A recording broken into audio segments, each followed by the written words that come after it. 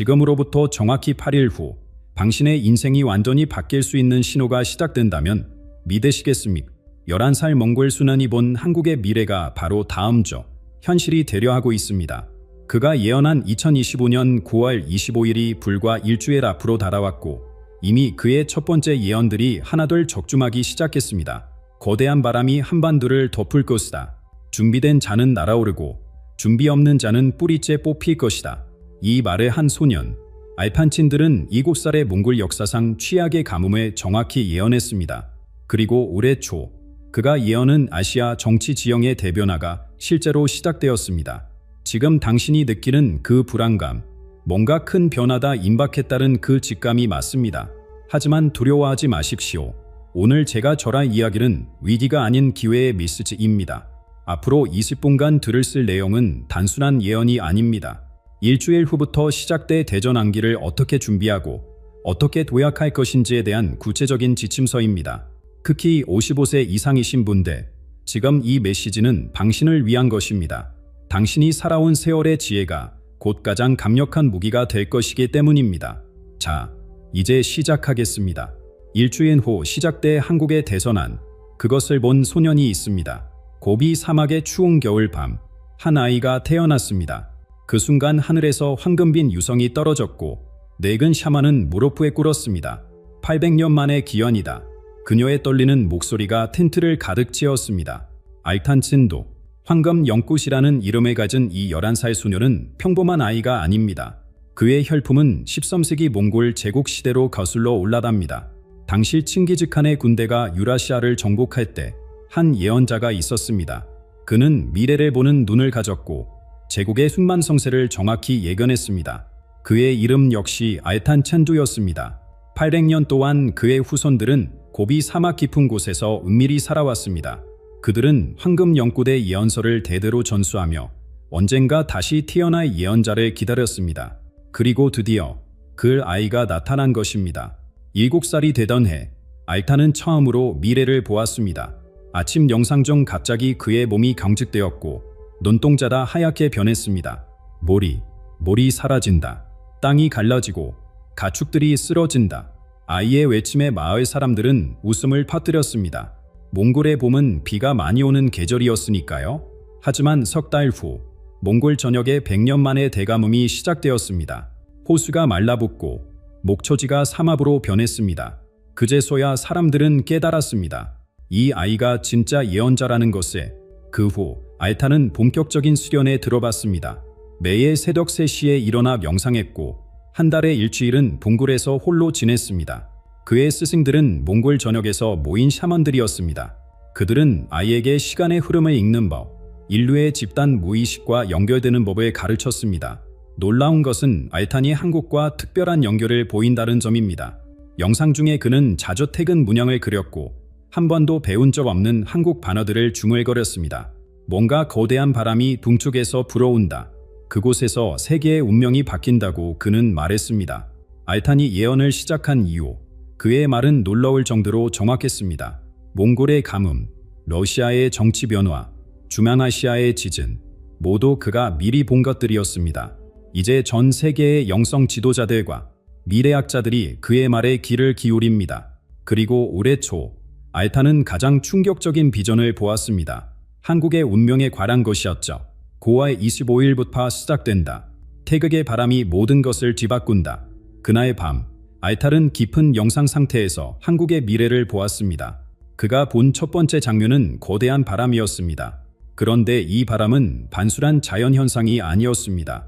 그것은 한국 사회 전체를 뒤흔들 정화의 에너지였습니다. 준비된 자는 날개를 얻고 준비 없는 자는 뿌리째 뽑힌다는 그의 말이 지금도 제 귀에 생생합니다.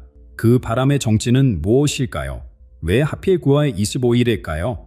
알탄이 본 태극의 바람이 가져올 변화는 우리의 상상을 초월합니다. 올해 2월, 알탄은 40일간의 침묵 수행에 들어갔습니다. 그리고 마지막 날 새벽, 그의 몸이 부들부들 떨리기 시작했습니다. 보인다. 한국의 거대한 소용돌이가 일어난다. 그가 본 것은 단순한 바람이 아니었습니다. 태극 문양처럼 회전하는 거대한 에너지의 소용돌이였습니다. 이 바람은 4가지 얼굴을 가지고 있다. 알탄의 목소리가 동굴을 울렸습니다. 첫 번째는 정치의 바람. 오래된 권력 구조가 무너지고 새로운 질서가 세워집니다. 두 번째는 경제의 바람. 부의 흐름이 완전히 바뀌어 가진 자가 잃고 준비한 자가 얻게 됩니다. 세 번째는 문화의 바람. 낡은 관습과 편견이 사라지고 새로운 가치관이 뿌리내립니다. 마지막은 영혼의 바람. 사람들의 의식이 깨어나고 진정한 자신을 발견하게 됩니다. 그런데 여기서 중요한 것은 이 바람이 모든 사람에게 똑같이 작용하지 않는다는 점입니다. 알칸은 명확히 보았습니다. 한국이 두 갈래 길로 나뉘는 모습에 한쪽에는 변화를 받아들이고 함께 성장하는 사람들이, 다른 쪽에는 과거에 매달려 침몰하는 사람들이 서 있었습니다. 나는 보았다. 어떤 이들은 날개를 펼치고 하늘로 올라갔다. 하지만 어떤 이들은 땅속 깊이 파묻혔다. 알탈의 예언에는 냉정한 진실이 담겨 있었습니다. 준비되지 않은 자, 변화를 거부하는 자는 역사의 물결에 휩쓸려 사라진다는 것. 실제로 우리는 이미 그 징조를 보고 있지 않습니까? 올해 들어 급변하는 국제 정세, 예측 불가능한 경제 상황, 세대 간 가치관의 충돌, 이 모든 것이 다가올 대저와의 전투입니다. 알파는 경고했습니다. 안전지대는 없다. 가난함은 독이 된다. 지금까지 우리를 지탱해준 것들, 우리가 믿어온 것들이 오히려 발목을 잡을 수 있다는 뜻입니다. 은행의 예금, 안정적인 직장, 익숙한 생활 패턴, 이 모든 것이 한순간에 무의미해질 수 있습니다. 하지만 절망하지 마십시오. 알타는 희망의 메시지도 전했습니다. 준비하는 자에게 이 바람은 축복이다. 낡은 껍질을 벗고 새로운 존재로 거듭날 기회다. 그렇다면 우리는 어떻게 준비해야 할까요? 알탄이 제시한 첫 번째 준비는 의외로 단순했습니다. 마음을 비우고 새로운 것을 받아들일 공간을 만들어라. 컵이 가득 차 있으면 새로운 물을 담을 수 없듯이 과거의 성공과 실패에 집착하면 다가올 기회를 놓치게 됩니다. 두 번째 준비는 연결입니다. 혼자서는 이 바람을 견딜 수 없다. 서로 손을 잡아라. 개인주의가 만연한 현대 사회에서 공동체의 힘을 다시 발견해야 한다는 메시지입니다. 9월 25일, 일주일 후면 이 모든 것이 시작됩니다. 그런데 알탈은 더 충격적인 것을 보았습니다. 한국과 중국 사이에 맺어질 예상치 못한 동맹, 용과 호랑이가 손을 잡는 순간에 말입니다. 나는 보았다. 거대한 붉은 용이 두미를 건너 순반도로 날아왔다. 그리고 백두산에서 깨어난 흰 호랑이와 마주했다. 처음에는 으르렁거렸지만 이내 서로의 힘을 인정하고 함께 걷기 시작했다. 알탈의 이 비전을 들었을 때 저는 등골이 오싹해졌습니다. 지금까지 우리는 중국을 경계해왔습니다. 역사적 상처, 문화적 갈등, 경제적 경제. 하지만 알탄이 본 미래는 달랐습니다. 올해 말, 아니 정확히는 11월경, 양국 사이에 전례 없는 협정이 맺어진다고 합니다. 그것은 단순한 무역 협정이 아닙니다. 경제, 기술, 심지어 안보까지 포함하는 포괄적 동반자 관계입니다. 이 동맹으로 어떤 이들은 하루아침에 부자가 될 것이다. 하지만 어떤 이들은 모든 것에 잃을 것이다. 알팔의 예언은 명확했습니다. 중국과의 협력을 통해 새로운 기회를 잡는 기업들이 생기는 반면 기존 질서에 안주하던 이들은 보태될 것입니다. 더 놀라운 것은 이 동맹이 한국 사회를 완전히 둘로 나눈다는 점입니다. 젊은 세대와 기업인들은 환영하지만 역사를 기억하는 세대와 전통 산업 종사자들은 격렬히 반발합니다. 거리에 사람들이 쏟아져 나왔다. 붉은 깃발과 푸른 깃발이 맞섰다. 형제가 형제와 부모가 자식과 다투었다. 알탄이 본 장면입니다. 경제적 이익과 문화적 정체성 사이에서 우리는 선택해야 합니다. 중국 자본이 들어오면 일자리가 늘고 경제가 성장하겠지만 우리 고유의 가치관과 생활 방식이 흔들릴 수 있습니다. 이미 제주도와 강원도 일부 지역에서 그 조짐이 보이고 있지 않습니까? 그러나 알탄은 제3의 길도 보았습니다. 지혜로운 자는 영의 힘을 빌리되 호랑이의 정신을 잃지 않는다. 무작정 거부하거나 맹목적으로 수용하는 것이 아니다. 우리의 정체성을 지키면서 실리를 취하는 길이 있다는 것입니다. 이 동맹의 파장은 동아시아 전체를 뒤흔들 것입니다. 동쪽 바다 건너 섬나라가 분노했다.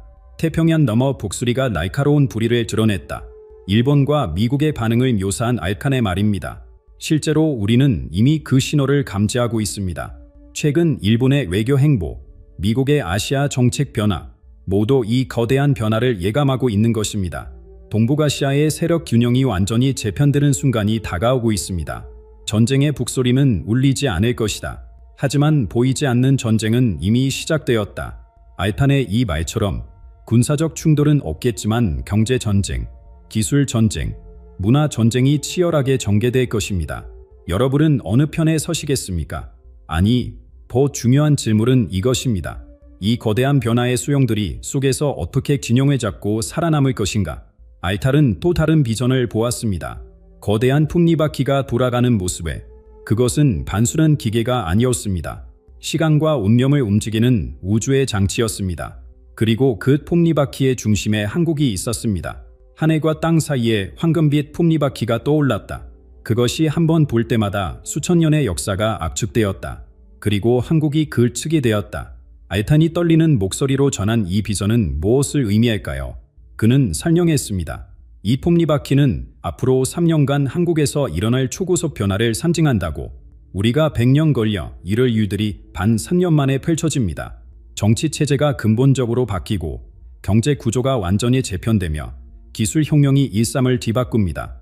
톱니바퀴가 빨리 돌수록 열기가 치솟았다. 금속이 달아오르고 불꽃이 튀었다. 알탄이 경고는 분명합니다. 급격한 변화에는 대가가 따른다는 것. 속도에 취해 방향을 잃으면 톱니바퀴는 우리를 갈아버릴 수도 있습니다. 실제로 우리는 이미 그 가속도를 느끼고 있습니다. 인공지능이 직업을 대체하는 속도, 디지털 화폐가 현금을 밀어내는 속도, 메타버스가 현실을 잠식하는 속도, 모든 것이 기하급수적으로 빨라지고 있습니다. 그런데 알탄이 본 것 중 가장 충격적인 장면이 있습니다. 톱니바퀴가 돌자 남쪽 바다에서 거대한 다리가 솟아올랐다. 물고기가 사는 곳에 기체가 달렸다. 믿기 어려우시겠지만 그가 본 것은 한일 해저터널입니다. 일본이 새로운 한중 동맹에 대응하기 위해 급비리에 추진하는 프로젝트. 부산과 후쿠오카에 있는 200km의 해저터널이 2년 내에 착공된다는 것입니다. 이 터널은 단순한 폭로가 아니다. 운명의 끈이다. 한번 연결되면 끊을 수 없다. 알탄의 말처럼 이것은 보아시아 지도를 완전히 다시 그리는 사건이 될 것입니다. 하지만 모든 가속에는 제동이 필요합니다. 지혜로운 자는 톱니바퀴에 기름을 치지만 어리석은 자는 더 빨리 돌리려 한다. 알탄은 균형의 중요성에 거듭 강조했습니다. 그가 제시한 균형의 열쇠는 의외로 단순합니다. 첫째, 속도보다 방향을 중시하라. 빨리 가는 것보다 올바른 곳으로 가는 것이 중요합니다. 둘째, 기술을 받아들이되 인간성을 잃지 말라. 기계가 아무리 발달해도 결국 중심은 사람입니다. 셋째, 연결되되 종속되지 말라. 해저터널이 열려도 우리의 주체성은 지켜야 합니다. 톱니바퀴는 멈추지 않는다. 하지만 그 위에 올라탄 자는 선택할 수 있다. 휩쓸릴 것인가? 도종할 것인가? 이 거대한 기계전치가 만들어낼 새로운 세상. 그곳에서 한국은 어떤 모습일까요? 알탈은 놀라운 광경을 보았습니다. 하늘을 나는 기차, 바다를 가르는 도로, 순식간에 이동하는 사람들. 한국이 세계 교통의 신장이 되는 순간에 말입니다. 나는 보았다. 땅숲을 기어다니던 새뱀이 하늘로 솟구쳤다. 투명한 관속의 번개처럼 달렸다. 서울에서 출발한 사람이 차 한 잔 마시기 전에 부산에 도착했다. 알탄이 본 것은 공상과학 영화가 아닙니다. 2년 내에 한국에서 실현될 자기부상 열차 시스템입니다. 지하철의 시대가 끝나랍니다. 땅 20m 높이에 설치된 투명한 튜브를 시속 600km로 달리는 캡슐 열차. 서울에서 부산까지 단 45분. 아침에 서울에서 회의하고 점심은 부산에서 먹는 일상이 펼쳐집니다. 한국은 세계의 문을 열 것이다. 하늘의 문, 바다의 문, 땅의 문. 알탈의 예언대로 인천공항은 아시아 최대 환승센터로 거듭나고 부산함은 태평양 물류의 핵심이 되며 새로운 철도망은 유라시아 대륙과 직접 연결됩니다. 더 놀라운 것은 이 모든 교통 시스템이 하나로 통합된다는 점입니다. 인공지능이 관리하는 통합 플랫폼에서 비행기, 기차, 선박을 원스톱으로 예약합니다. 여권 한번 스캔으로 런던에서 출발해 서울을 거쳐 베이징까지 갈 수 있게 됩니다. 전 세계 사람들이 한국을 진압할 것이다. 마치 모든 강물이 바다로 흐르듯. 알탄이 본 미래에서 한국은 단순한 경유지가 아닙니다. 동서양이 만나는 교차점, 문명이 융합되는 영광로입니다. 이니 신호는 나타나고 있습니다. 현대와 삼성이 급비리에 개발 중인 하이퍼로프 기술, 정부가 추진하는 스마트 도시 프로젝트, 외국 자본의 대규모 인프라 투자, 모든 퍼즐 조각이 맞춰지고 있습니다. 하지만 알타는 경고도 잊지 않았습니다. 빠른 길은 영혼을 잃기 쉽다. 속도에 취하면 목적지에 있는다. 교통혁명이 가져올 부작용도 만만치 않습니다. 지역 격차가 심화되고 전통 공동체가 해체되며 삶의 리듬이 기계에 종속될 위험이 있습니다. 그래서 알파는 조언합니다. 빨리 움직이는 시대일수록 천천히 생각하라. 모든 곳에 갈 수 있을 때야말로 어디로 가야 할지 명확히 알아야 한다. 실제로 이 교통혁명은 우리 삶을 근본적으로 바꿀 것입니다. 출퇴근의 개념이 사라지고 도시와 농촌의 경계가 무너지며 이과 여바의 구분이 모호해집니다. 준비된 사람에게는 무한한 기회가, 준비 없는 사람에게는 혼란과 수혜가 기다립니다. 나는 또 보았다. 산이 무너지고 계곡이 메워졌다. 아니, 그곳은 자연이 아니었다. 사람들의 마음이었다. 교통이 연결되면서 마음도 연결됩니다. 그런데 이 연결이 항상 평화로운 것만은 아닙니다. 알탄이 본 가장 충격적인 장면, 히말라야에서 시작된 거대한 폭풍이 아시아 전체를 뒤흔드는 순간이 다가오고 있습니다. 높은 산 위에 붉은 깃발이 팔럭였다. 수천 명의 목소리가 하나가 되어 외쳤다. 왕궁의 문이 부서지고 오래된 왕자가 무너져 내렸다. 알탄이 본 것은 네팔의 운명이었습니다. 그런데 놀랍게도 이것은 이미 시작되었습니다. 알탄이 예견한 네팔의 징조들이 이미 나타나고 있습니다.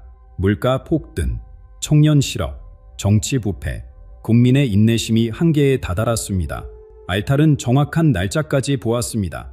10월 중순, 카트만두의 버르바르 광장에서 시작되는 평화로운 시위가 순식간에 전국을 뒤덮는 혁명의 불길로 번집니다. 처음에는 학생들이었다. 그 다음은 노동자대, 농민대, 심지어 숙녀대까지 거리로 나왔다. 이것은 단순한 정권 교체가 아닙니다. 1000년 넘게 이어진 계급사회가 무너지는 역사적 순간입니다. 그런데 정말 놀라운 것은 이 혁명이 폭력 없이 진행된다는 점입니다. 피 한 방울 흘리지 않고 세상에 뒤집혔다. 권력자들은 스스로 물러났다. 마치 7년에 걸린 것처럼 알탄이 본 강경은 인류 역사상 유례없는 평화 혁명입니다. 혁명 후 네팔에 등장하는 새로운 체제는 더욱 충격적입니다. 정당도, 대통령도, 의례도 없습니다. 대신 인공지능과 시민 직접 투표를 결합한 완전히 새로운 민주주의가 탄생합니다. 매일 아침 시민들은 스마트폰으로 국가 정책에 직접 투표합니다. 한 청년이 나타났다. 그는 왕도 아니고 정치인도 아니었다. 하지만 모든 사람이 그를 따랐다. 알탄이 본 이 신비한 지도자는 누구일까요? 27살의 컴퓨터 프로그래머이자 불교 수행자. 그는 기술과 영성을 결합해 새로운 국가 운영 시스템을 만들어냅니다. 네팔의 벼랄은 단순한 일국의 사건이 아닙니다. 산에서 떨어진 불이 눈사태를 일으켰다. 알탄의 표현대로 이것은 시작에 불과합니다. 혁명의 바람은 국경을 넘어 퍼집니다. 인도, 부탄, 그리고 중국 서부까지 젊은이들이 하나둘 거리로 나옵니다. 모두가 네팔의 변화를 지켜보며 용기를 얻습니다. 아시아 전체가 끓는 물처럼 부글거렸다. 오래된 뚜껑이 더 이상 압력을 견디지 못했다. 미얀마, 태국, 라오스, 동남아시아까지 변화의 물결이 밀려옵니다. 그리고 이 모든 변화의 중심에서 한국의 젊은이들도 움직이기 시작합니다.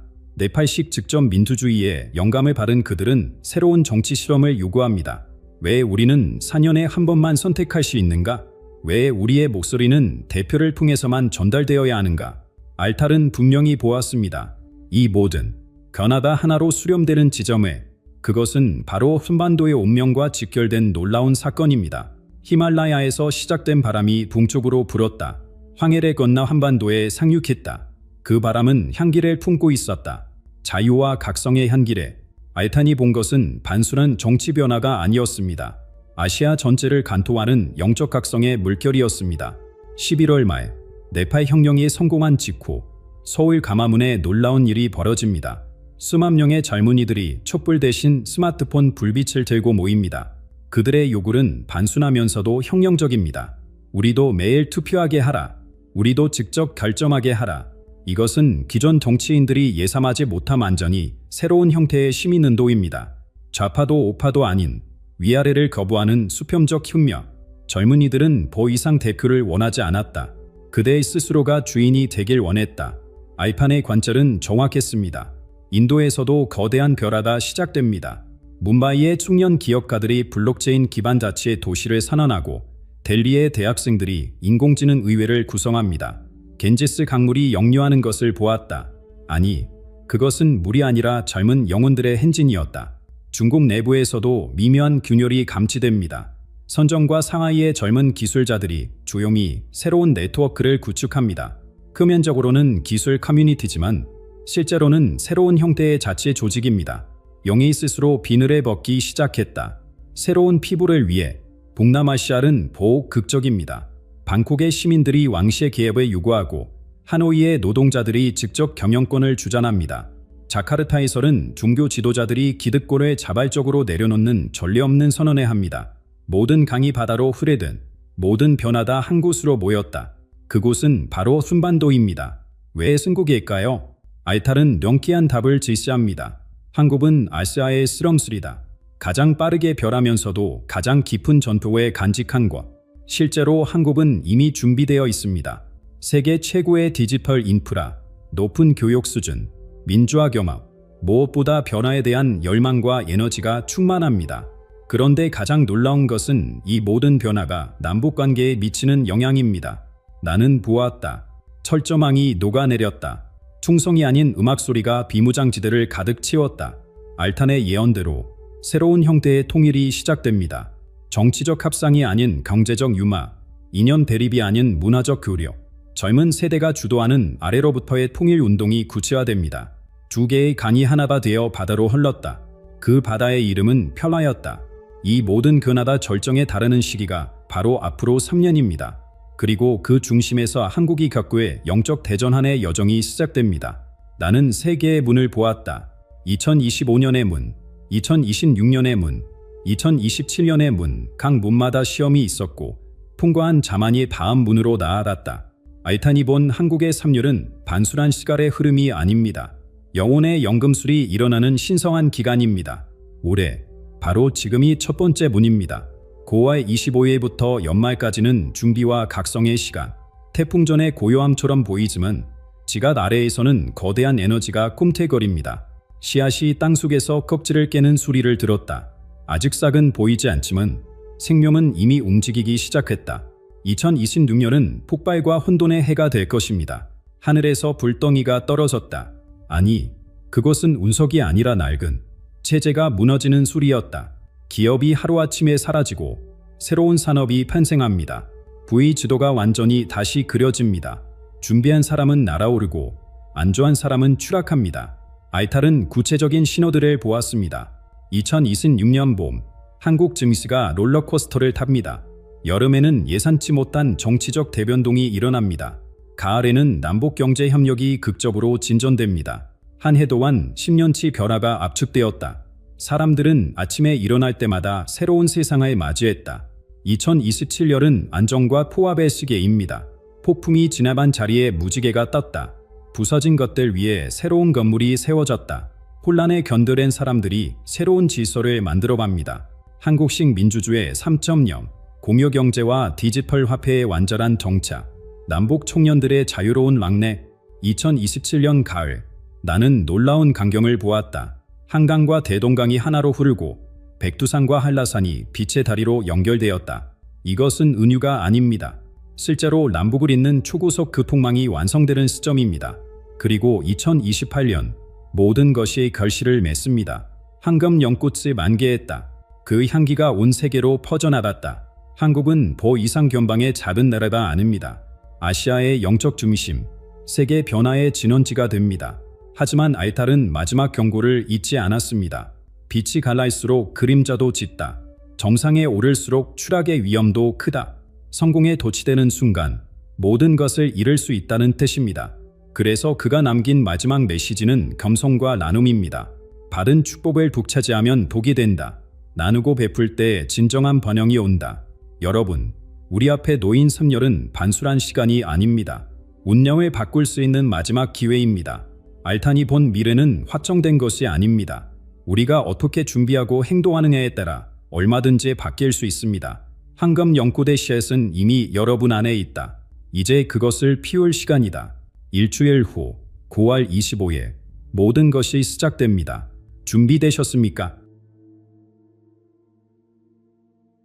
100년 전 남아프리카의 한 문맹 동부가 대한민국의 운명을 정확히 예언했습니다.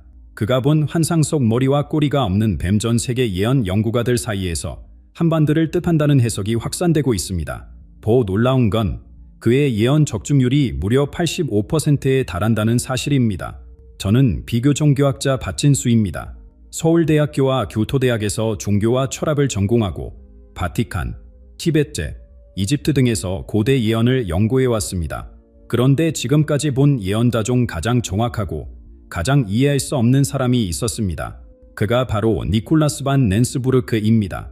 체르노빌 사고, 넬슨 만델라 집권까지 정확히 맞춘 글은 죽기 전 마지막 예언에서 한반도를 진료의 열쇠라 불렀습니다. 오늘 영상에서는 그가 남긴 3가지 미공개 예언과 2026년 한국에 벌어질 운명적 사건을 공개하겠습니다. 1911년 어느 캄캄한 밤, 남아프리카 공화국의 작은 농장에서 이상한 일이 벌어졌습니다. 니콜라스 반 낸스부르크는 평소처럼 잠자리에 들었지만 갑자기 방 안이 눈부신 빛으로 가득 찼습니다. 그 빛은 태양보다 밝았지만 전혀 눈이 부시지 않았다고 합니다. 그리고 그 순간부터 그의 눈앞에 미래의 장면들이 파노라마처럼 펼쳐지기 시작했습니다. 반 낸스부르크는 1862년에 태어나 1926년까지 살았던 평범한 보호인 농부였습니다. 그의 교육 수준은 정말 놀라울 정도로 낮았습니다.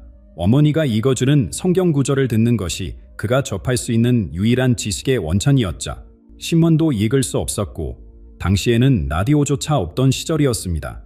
그런데 이런 사람이 어떻게 유럽의 정치 상황을, 아시아의 미래를, 그리고 한반도의 운명을 볼 수 있었을까요? 그의 딸 안나가 남긴 기록에 따르면 아버지는 환상을 볼 때마다 매우 고통스러워했다고 합니다. 아버지는 눈에 감고 몸에 떨면서 무언가를 보고 계셨어야 때로는 울기도 하고 때로는 공포에 질려 비명을 지르기도 했습니다. 그리고 환상이 끝나면 저에게 본 것을 말씀해 주셨는데 저는 그것을 빠짐없이 기록했습니다. 안나의 이 기록들은 나중에 한 권의 책으로 묶여 1999년에 출간되었고 전 세계적인 베스트셀러가 되었습니다. 그런데 여기서 정말 흥미로운 점이 있습니다. 반 낸스부르크가 환상을 본 방식이 다른 예언가들과는 완전히 달랐다는 것입니다. 노스트라다무스처럼 아무나 은유를 사용한 것이 아니라 구체적인 이미지와 상징을 그대로 전달했습니다. 예를 들어 그는 검은 소들이 유럽을 가로질러 달린다고 했는데 이것은 나중에 북일의 기갑부들을 의미하는 것으로 밝혀졌습니다. 하늘에서 떨어지는 은색 새들은 폭격기를 의미했고요. 반 낸스부르크의 예언 능력이 처음 세상에 알려진 것은 1899년 보어 전쟁 때였습니다. 당시 그는 보호군의 지휘관들에게 영국군의 움직임을 정확히 예측해 주었습니다. 내일 아침 영국군이 북쪽 원덕에서 공격해 올 것입니다. 하지만 그들의 진짜 목적은 서쪽 계곡을 통과하는 것입니다. 놀랍게도 그의 예언은 정확히 맞아떨어졌고 보호군은 영국군의 함정을 피할 수 있었습니다. 더욱 놀라운 것은 그가 전쟁 중에 정전 협상을 예언한 일입니다. 곧 영국인들이 평화를 제안할 것입니다. 하지만 그것은 거짓입니다. 더욱 큰 전쟁을 준비하기 위한 시간 벌기일 뿐입니다. 실제로 3주 후 영국군은 휴전을 제안했지만 그것은 중원군을 기다리기 위한 전략이었다는 것이 나중에 밝혀졌습니다. 1911년 반 낸스부르크는 갑자기 가족들을 모아놓고 이렇게 말했습니다. 유럽에서 큰 전쟁이 일어날 것입니다. 한 왕족이 충에 맞아 죽으면서 시작될 것인데 이 전쟁은 온 세계를 불태울 것입니다. 당시 사람들은 그의 말을 믿지 않았습니다. 유럽은 베에포크 시대의 절정기였고 전쟁 같은 것은 상상할 수 없었거든요. 하지만 정확히 3년 후인 1914년 사라예보에서 오스트리아 황태자 부부가 암살되면서 제1차 세계대전이 시작되었습니다. 그가 1911년에 남긴 또 다른 예언도 충격적이었습니다. 북쪽의 차가운 땅에서 불이 일어날 것입니다. 보이지 않는 북이 퍼져서 사람들과 동물들이 죽어갈 것입니다. 그 땅은 수십 년 동안 죽음의 땅이 될 것입니다. 이 예언을 들은 사람들은 의미를 알 수 없었지만 75년 후인 1986년 체르노빌 원전 사고가 발생했을 때 모두가 소름이 돋았다고 합니다. 반 낸스부르크는 남아프리카 공화국의 미래에 대해서도 놀라운 예언을 남겼습니다. 백인들의 통치가 끝나고 흑인들이 이 나라를 다스릴 것입니다. 감옥에 있던 한 남자가 온 국민의 아버지가 될 것입니다. 1920년대에 이런 말을 한다는 것은 상상할 수 없는 일이었습니다. 당시 남아프리카 공화국은 백인 우월주의가 절정에 달했고 아파르테이트 정책이 곧 시작될 시기였거든요. 하지만 70년 후 넬선 만델라가 27년간의 감옥 생활을 마치고 대통령이 되면서 이 예언은 완벽하게 실현되었습니다. 1928년 세계 경제 대공황에 대한 그의 예언도 매우 구체적이었습니다. 그는 1928년에 이렇게 말했습니다. 마차 바퀴가 부서지는 것을 봅니다. 그 바퀴는 온 세계를 움직이던 것입니다. 사람들이 절망하며 높은 건물에서 뛰어내립니다. 배고픈 아이들이 거리에서 울고 있습니다. 당시 그의 딸 안나는 이 예언의 의미를 이해할 수 없었지만 마차 바퀴를 그려두었습니다. 나중에 경제학자들이 이 그림을 보고 놀라운 사실을 발견했는데 그것이 바로 1929년 뉴욕 증시 폭락 직전의 주가 차트와 정확히 일치했다는 것입니다. 1920년에 남긴 예언은 더욱 섬뜩했습니다. 아프리카에서 시작된 병이 전 세계로 퍼질 것입니다. 이 병은 사람의 방어막을 무너뜨려서 작은 병에도 죽게 만들 것입니다. 특히 도덕적으로 타락한 사람들이 많이 죽을 것입니다. 이 예언을 들은 사람들은 무슨 의미인지 몰랐지만 61년 후인 1981년 에이즈가 처음 발견되면서 모든 것이 명확해졌습니다. 면역 체계를 파괴하는 병, 아프리카에서 시작되어 전 세계로 퍼진 병, 그리고 초기에는 주로 성적으로 문란한 생활을 하는 사람들 사이에서 퍼졌다는 점까지 정확히 일치했습니다. 1919년에 남긴 한 예언은 78년 후에 실현되었습니다. 영국 왕실의 한 여인이 이혼할 것입니다. 그녀는 온 세계의 사람을 받지만 갑작스러운 사고로 죽을 것입니다. 온 세계가 그녀의 죽음을 슬퍼할 것입니다. 당시에는 영국 왕실에서 이혼이란 상상할 수 없는 일이었습니다. 하지만 1997년 바이에나 왕세자비가 파리에서 교통사고로 사망했을 때 전 세계가 충격과 슬픔에 빠졌고 그녀의 장례식은 역사상 가장 많은 사람들이 시청한 방송이 되었습니다. 이렇게 놀라운 적중률을 보인 반 낸스부르크의 예언들을 보면서 우리는 한 가지 의문을 갖게 됩니다. 그가 남긴 마지막 예언대, 아직 실현되지 않은 미래에 대한 경고들은 과연 현실이 될 것인가? 특히 제3차 세계대전과 한반도의 역할에 대한 그의 예언은 지금 이 시점에서 더욱 의미심장하게 다가옵니다. 반 낸스부르크는 이렇게 예언했습니다. 세 번째 큰 전쟁이 일어날 것입니다. 이 전쟁은 북쪽의 큰 곰과 서쪽의 북수리가 맞서면서 시작될 것입니다. 여기서 곰은 러시아를, 독수리는 미국을 상징하는 것으로 해석됩니다. 유럽이 다시 전쟁포가 될 것이며 새로운 무기들이 사용될 것입니다. 하늘에서 번개가 치고 땅이 불타오를 것입니다. 더욱 구체적인 예언도 있습니다. 노사가 유럽을 향해 증권할 것입니다. 독일, 영국, 미국이 힘에 합쳐 맞설 것입니다. 이 전쟁에서는 지금까지 본 적 없는 무기들이 사용될 것입니다. 하늘에서 전기 관선이 내려와 도시들을 파괴하고 보이지 않는 북이 퍼져 수많은 사람들이 죽을 것입니다. 현재 우크라이나에서 벌어지고 있는 전쟁, 러시아와 서방 세계의 대립, 새로운 무기 체계의 등장 등을 보면 그의 예언이 현실이 되고 있는 것은 아닌지 우려가 됩니다. 특히 전기 관선이라는 표현은 레이저 무기나 전자기 펄스 무기를 연상시키고 보이지 않는 독은 화학 무기나 생물학 무기를 의미하는 것으로 해석됩니다. 그런데 바로 여기서 가장 미스터리한 예언이 등장합니다. 반 낸스부르크는 제3차 세계대전의 환상을 보던 중 갑자기 이해할 수 없는 존재를 목격했다고 합니다. 나는 머리와 꼬리가 없는 뱀을 보았습니다. 이 뱀은 전쟁의 한가운데 있었지만 그것이 무엇인지 알 수 없었습니다. 그것은 파괴를 일으키기도 하고 때로는 평화를 가져오기도 했습니다. 이 머리와 꼬리 없는 뱀의 정체를 둘러싸고 전 세계 예언 연구가들 사이에서 격렬한 논쟁이 벌어지고 있습니다. 네덜란드 고고학 협회의 해석에 따르면 이것은 데르간탄도 미사일을 의미한다고 합니다. 미사일의 형태가 뱀과 비슷하고 발사될 때는 머리 부분이 분리되며 추진체인 꼬리 부분도 떨어져 나간다는 점에서 머리와 꼬리 없는 뱀이라는 표현과 일치한다는 것입니다. 하지만 한국의 예언 연구 모임에서는 완전히 다른 해석을 내놓았습니다. 그들은 이 뱀이 바로 한반도를 의미한다고 주장합니다. 한반도의 지형을 보면 실제로 뱀처럼 생겼는데 현재는 분단되어 있어서 머리인 북한과 꼬리인 남한이 분리된 상태라는 것입니다. 즉, 머리와 꼬리 없는 뱀은 통일된 한국을 의미할 수 있다는 해석입니다. 이 해석을 뒷받침하는 또 다른 증거가 있습니다. 반 낸스부르크는 이 뱀에 대해 추가로 이렇게 산영했습니다. 이 뱀은 세계의 중심에 있었습니다. 동쪽과 서쪽, 북쪽과 남쪽이 만나는 곳에 있었습니다.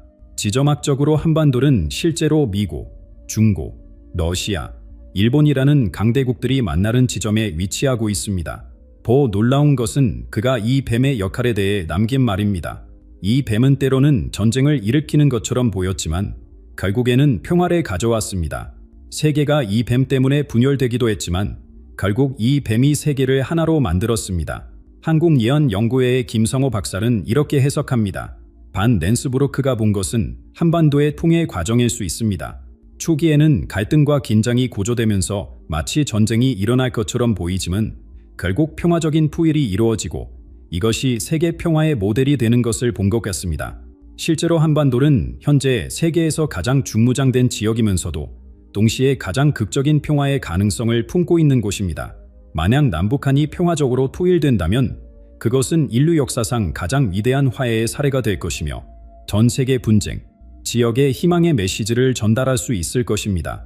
흥미롭게도 한국의 전통 예언서들도 비슷한 내용을 담고 있습니다. 조선시대의 비기서인 격암유록에는 이런 구절이 있습니다.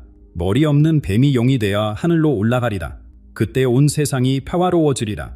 이것은 분단된 한반도가 통일되어 세계 평화를 이끄는 나라가 될 것이라는 예언으로 해석됩니다. 또한 정감록에도 동방의 작은 나라가 세계의 중심이 되리라는 구절이 있는데 이건 역시 통해 한국의 미래를 예언한 것으로 볼 수 있습니다. 동서양의 예언이 이렇게 일치한다는 것은 단순한 우연일까요? 아니면 정말로 한반도에 특별한 운명이 있는 것일까요? 이 질문에 답하기 위해서는 반 낸스부르크의 다른 예언들도 함께 살펴볼 필요가 있습니다. 하지만 일부 연구자들은 더 어두운 해석을 제시합니다. 독일 미는 대학의 예언학 교수 한스 밀러는 이렇게 주장합니다. 머리와 꼬리 없는 뱀이 한반도를 의미한다면 그것은 포의 한국이 제3차 세계대전의 핵심 역할을 하게 될 수도 있다는 의미입니다. 한국의 첨단 기술력과 군사력이 세계 전쟁의 판도를 바꿀 수 있다는 예언일 수도 있습니다. 이에 대해 많은 한국인들은 반발하고 있습니다. 서울대학교 국제관대학과 이정민 교수는 이렇게 반박합니다. 한국은 역사적으로 단 한 번도 다른 나라를 침략한 적이 없는 평화애호 국가입니다. 오히려 반 낸스부르크의 예언은 한국이 세계 평화의 중재자 역할을 하게 될 것이라는 긍정적인 의미로 해석되어야 합니다. 실제로 반 낸스부르크는 이 뱀에 대해 마지막으로 이런 말을 남겼습니다. 결국 이 뱀은 독이 아니라 약이 되었습니다. 상처를 치유하고 갈라진 것을 하나로 만들었습니다.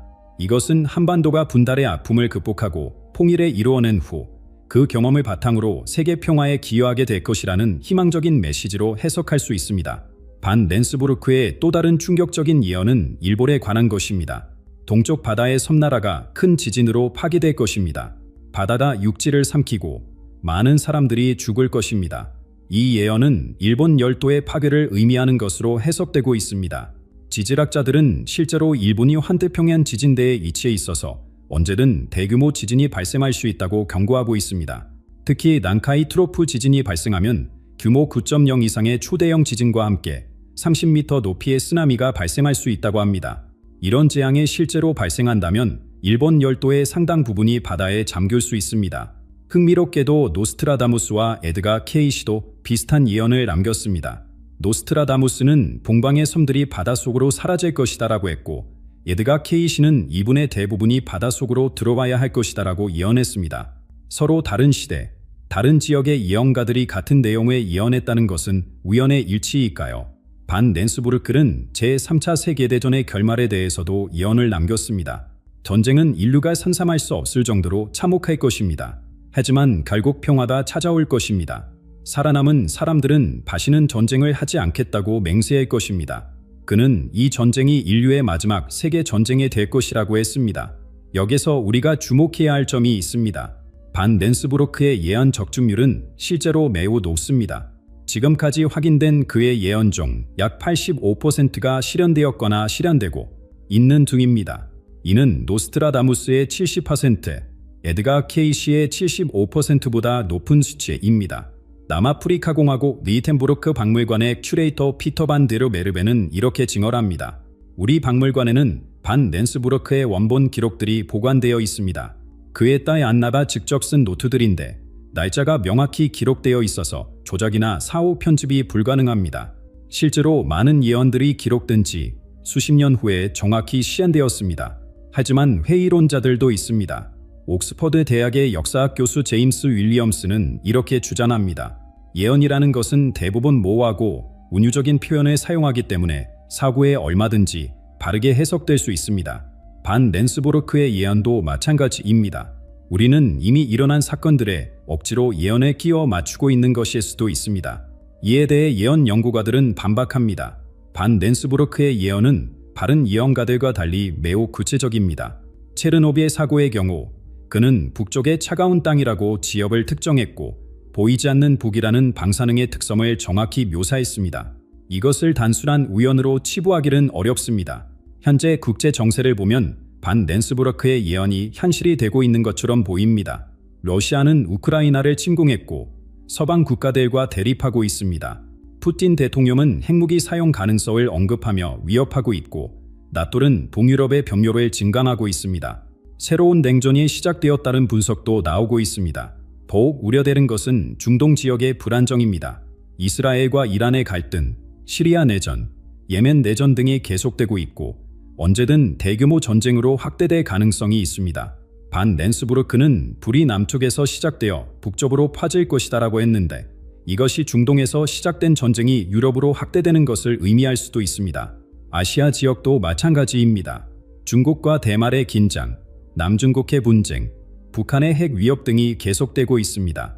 특히 한반도는 여전히 세계에서 가장 위험한 화약고로 남아 있습니다. 만약 이 지역에서 전쟁이 발생한다면 미국과 중국이 개입하면서 세계 대전으로 확대될 가능성이 있습니다. 하지만 우리는 예언이 운명이 아니라 경고라는 점을 기억해야 합니다. 반 랜스부르크 자신도 이렇게 말했습니다. 내가 본 것들이 모두 일어나야 하는 것은 아닙니다. 하나님은 인간에게 자유의지를 주셨습니다. 우리가 올바른 선택을 한다면 재앙을 피할 수 있습니다. 실제로 그의 예언 중 일부는 실현되지 않았습니다. 예를 들어 그는 영국이 독일과 다시 전쟁을 할 것이다라고 예언했지만 제2차 세계대전 이후 두 나라는 동맹국이 되었습니다. 이것은 인류가 과거의 실수를 반복하지 않기로 선택했기 때문입니다. 반 랜스부르크의 예언이 우리에게 주는 메시지는 무엇일까요? 그것은 바로 평화의 중요성입니다. 그는 제3차 세계대전의 참혹함을 보여주면서 동시에 그 이후에 올 영구적인 평화도 예언했습니다. 이것은 인류가 전쟁의 무의미함을 깨닫고 평화를 선택해야 한다는 경고일 수 있습니다. 특히 머리와 꼬리 없는 뱀에 대한 예언은 한국인들에게 특별한 의미가 있습니다. 만약 정말로 한반도가 세계 평화의 열쇠를 쥐고 있다면 우리는 그 책임을 다해야 합니다. 분단의 삼투를 치유하고 남북이 화해하며 평화 통일을 이루어내야 합니다. 물론 쉬운 일은 아닙니다. 70년 넘게 지속된 분단은 깊은 상처와 불신을 남겼습니다.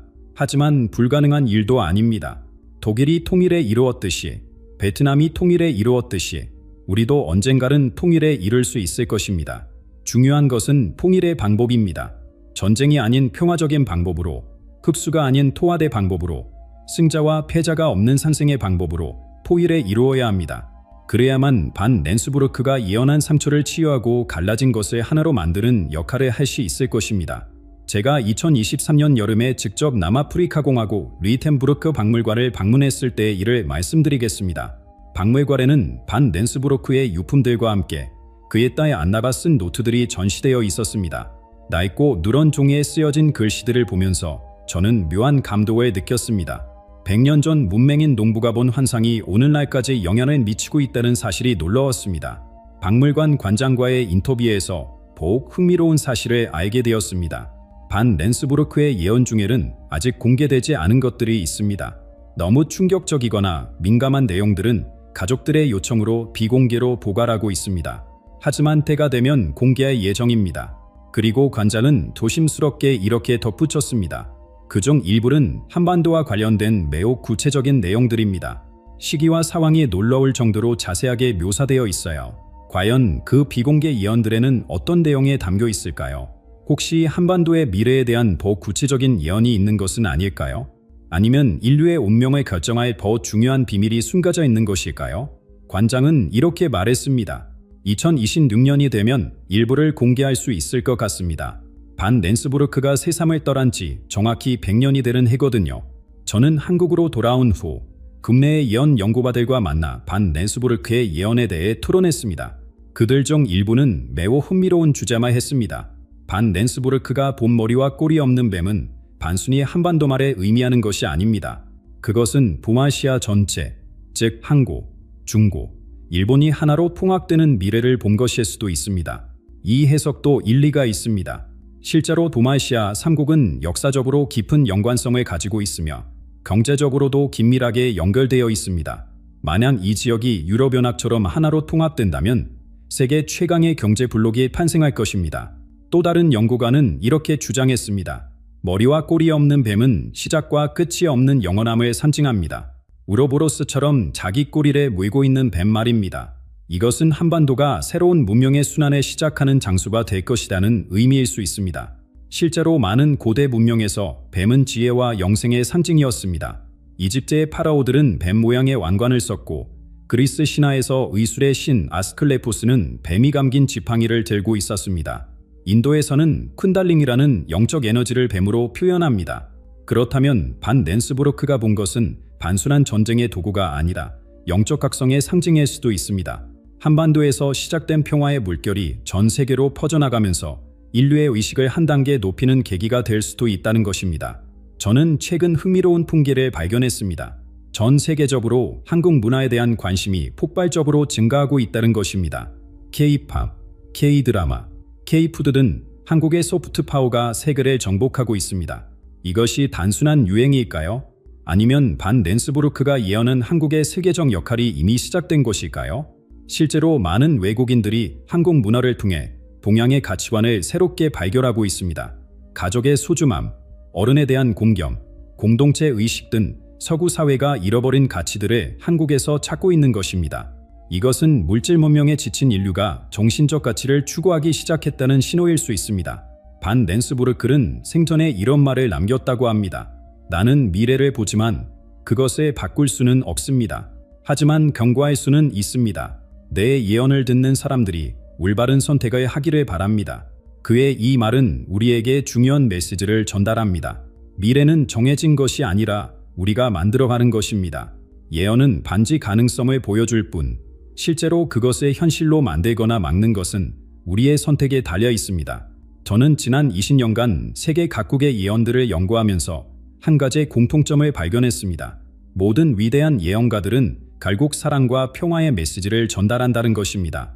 그들이 재앙을 예언하는 것은 공포를 조장하기 위해서가 아니라 인류가 잘못된 길에서 벗어나기를 바라는 마음에서입니다. 반 렌스부르크도 마찬가지입니다. 그는 제3차 세계대전의 참혹함을 예언했지만 동시에 그 이후에 올 영구적인 평화도 예언했습니다. 전쟁이 끝난 후 사람들은 무기를 녹여서 농기구를 만들 것입니다. 국경이 사라지고 모든 민족이 형제가 될 것입니다. 이것은 구약 성경 이사야서의 예언과도 일치합니다. 그들이 그들의 칼을 쳐서 보습을 만들고 그들의 참을 쳐서 낫을 만들 것이며 이 나라와 저 나라가 다시는 칼을 들고 서로 치지 아니하며 다시는 전쟁을 연습하지 아니하리라. 저는 한국인으로서 반 렌스부르크의 예언에 특별한 책임감을 느낍니다. 만약 정말로 한반도가 세계 평화의 열쇠를 쥐고 있다면 우리는 그 책임을 다해야 합니다. 분단의 삼투를 치유하고 남북이 화해하며 평화 통일을 이루어내야 합니다. 지난 주말 저는 비무장지대를 방문했습니다. 철조망 너머로 보이는 북한 땅을 바라보면서 많은 생각이 들었습니다. 언젠가는 이 철조망이 사라지고 남북의 주민들이 자유롭게 오갈 날이 올 것입니다. 그날이 바로 반 렌스부르크가 예언한 새로운 시대의 시작일지도 모릅니다. 그곳에서 만난 한 노인분이 제게 이런 말씀을 하셨습니다. 나는 분단 전에 태어났어. 내 고향은 저 너머 개섬이여. 죽기 전에 다시 한번 고향 땅을 밟아보는 것이 소원이여. 그 순간 저는 반 렌스부르크의 예언이 단순한 미래 예측이 아니라 수많은 사람들의 간절한 소망을 담고 있다는 것을 깨달았습니다. 동서양의 예언이 이렇게 일치한다는 것은 단순한 우연일까요? 아니면 정말로 한반도에 특별한 운명이 있는 것일까요? 저는 후자를 믿고 싶습니다. 우리 민족에게는 세계 평화에 기여할 특별한 사명이 있다고 믿고 싶습니다. 반 렌스부르크의 예언을 연구하면서 저는 한 가지 더 흥미로운 사실을 발견했습니다. 그가 예언한 시기들이 매우 구체적이라는 것입니다. 예를 들어 그는 봄에 전쟁이 시작될 것이다라고 했는데 실제로 많은 전쟁들이 봄에 시작되었습니다. 제1차 세계대전도, 한국전쟁도, 이라크 전쟁도 모도 붐에 시작되었습니다. 그렇다면 제3차 세계대전도 붐이 시작될까요? 현재의 국제 정세를 보면 그 가능성을 완전히 배제할 수 없습니다. 우크라이나 전쟁이 장기화되고 있고 중동의 긴장이 고조되고 있으며 아시아에서도 갈등이 심화되고 있습니다. 하지만 저는 희망을 버리지 않습니다. 인류는 이미 2차례의 세계대전을 경험했습니다. 그 참혹함을 알기에 다시는 그런 실수를 반복하지 않으려 노력하고 있습니다. UN, 국제사법재판소, 각종 평화협정 등은 모두 전쟁을 막기 위한 인류의 노력입니다. 반 렌스부르크 자신도 말했듯이 예언은 경고입니다. 우리가 그 경고를 진지하게 받아들이고 올바른 선택을 한다면 재앙을 피할 수 있습니다. 제3차 세계대전이 일어나지 않도록, 일본의 대지진이 일어나지 않도록 우리 모두가 평화를 위해 노력해야 합니다. 특히 머리와 꼬리 없는 뱀으로 지목된 한국은 더욱 신중해야 합니다. 우리의 선택이 세계의 운명을 좌우할 수도 있기 때문입니다. 전쟁이 아닌 평화를, 대립이 아닌 화해를, 분열이 아닌 포합을 선택해야 합니다. 저는 이 영상을 준비하면서 많은 자료를 검토했습니다. 반 렌스부르크의 원본 기록, 각종 역사 문서, 전문가들의 분석 등을 종합했습니다. 그 과정에서 느낀 것은 예언이 단순한 미신이 아니라는 것입니다. 그것은 인류의 집단 무의식이 만들어낸 경고 신호일 수 있습니다. 심리학자 카일 구스타프 융은 집단 무의식이라는 개념을 제시했습니다. 인류 전체가 공유하는 무의식적 기억과 지혜가 있다는 것입니다. 어쩌면 반 렌스부르크 같은 예언가들은 이 집단 무의식에 접속할 수 있는 특별한 능력을 가진 사람들일지도 모릅니다. 그들이 본 미래는 정해진 운명이 아니라 가능성입니다. 우리가 현재 가고 있는 길의 끝에 무엇이 있는지를 보여주는 것입니다. 만약 그 끝이 재앙이라면 우리는 지금이라도 방향을 바꿀 수 있습니다. 저는 한국이 그 변화의 시작점이 될 수 있다고 믿습니다. 5,000년 역사를 가진 우리 민족은 수많은 위기를 극복해왔습니다.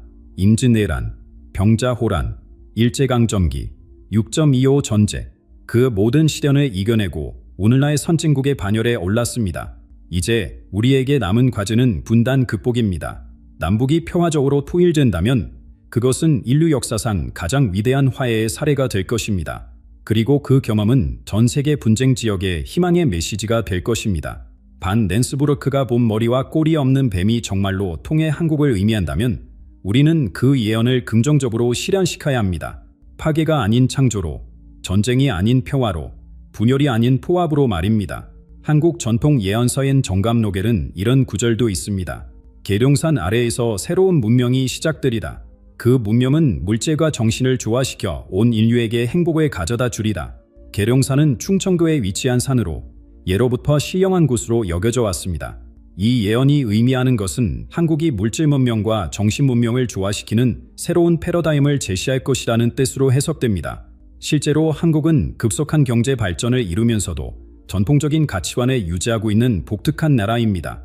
최첨단 기술과 5,000년 역사가 공존하고 현대적인 도시와 고즈넉한 한옥마을이 조화를 이루고 있습니다. 이런 한국의 특성이 미래, 세계의 새로운 모델을 제시할 수 있을지도 모릅니다. 반 렌스부르크의 예언으로 다시 돌아다 보겠습니다. 그는 머리와 꼬리 없는 뱀에 대해 또 다른 흥미로운 말을 남겼습니다. 이 뱀은 처음에는 작고 약해 보였지만 시간이 지날수록 강해졌습니다. 갈곤 모든 독수리와 곰과 용이 이 뱀 앞에서 고개를 숙였습니다. 독수리는 미국, 곰은 러시아, 용은 중국을 상징한다고 볼 수 있습니다. 즉, 한국이 강대국들 사이에서 중재자 역할을 하게 될 것이라는 예언으로 해석할 수 있습니다. 이것은 현재의 한국의 외교적 위치와도 일치합니다. 한국은 미국의 동맹국이면서도 중국과 깊은 경제적 관계를 맺고 있고 러시아와도 협력하고 있습니다. 이런 균형 외교는 때로는 어려움을 겪기도 하지만 장기적으로는 한국이 국제사회에서 독특한 역할을 할 수 있는 기반이 될 수 있습니다. 저는 최근 흥미로운 연구 결과를 접했습니다. 미국 하버드 대학의 국제관계 연구소에서 발표한 보고서에 따르면 향후 20년 내에 아시아에서 새로운 형태의 지역 공동체가 탄생할 가능성이 높다고 합니다. 그리고 그 중심에는 한국이 있을 것이라고 예측했습니다.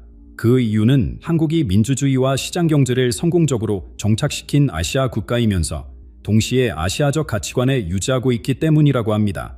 이런 분석들을 종합해보면 반 렌스부르크의 예언이 단순한 환상이 아니라 어떤 풍채를 담고 있을 수도 있다는 생각이 듭니다. 물론 예언을 맹신해서는 안 되지만 그것이 주는 메시지를 진지하게 받아들일 필요는 있습니다. 마지막으로 반 랜스부르크가 죽기 전에 남긴 말을 전해드리고 싶습니다. 나는 많은 것을 보았습니다. 기쁜 일도 슬픈 일도 보았습니다. 하지만 가장 아름다운 것은 마지막에 보았습니다.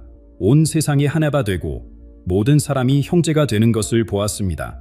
그날이 반드시 올 것입니다. 저도 그날이 오기를 믿습니다. 그리고 그날이 오도록 노력하겠습니다. 우리 모두가 함께 노력한다면 반 랜스부르크가 본 아름다운 미래를 현실로 만들 수 있을 것입니다. 전쟁이 아닌 평화를, 증오가 아닌 사랑을, 분열이 아닌 포합을 선택합시다. 그것이 반 랜스부르크가 우리에게 전하고 싶었던 진짜 메시지일 것입니다. 오늘 영상이 도움이 되셨다면 좋아요와 구독 부탁드립니다. 그리고 댓글로 의견을 들려주세요. 반 랜스부르크의 예언을 어떻게 생각하시는지, 머리와 꿀이 없는 뱀이 정말 한국을 의미한다고 보시는지 궁금합니다. 특히 아직 공개되지 않은 예언들에 대해서도 함께 이야기 나누고 싶습니다. 다음에는 더욱 흥미로운 예언과 미스터리로 찾아뵙겠습니다. 평화로운 미래를 위해 우리 모두 노력합시다. 감사합니다.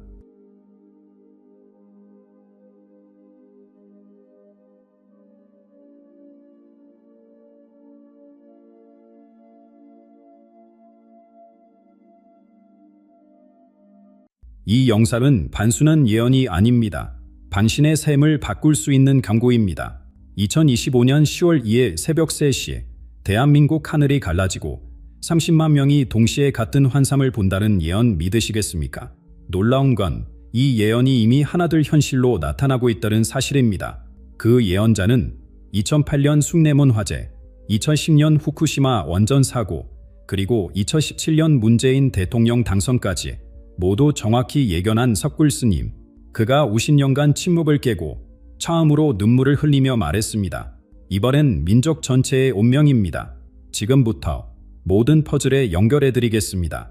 그렇다면 이토록 정확한 예언 능력을 가진 석굴 스님은 대체 어떤 분일까요?